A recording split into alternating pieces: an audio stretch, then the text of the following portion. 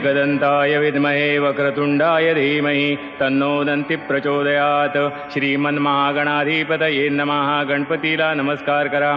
गंगे च यमुने चैव गोदावरी सरस्वती नर्मदे सिंधु कावेरी कुंभजलेस्मिन् सन्निधिं कुरु. वरुणाय नमः. वरुणाला नमस्कार करा.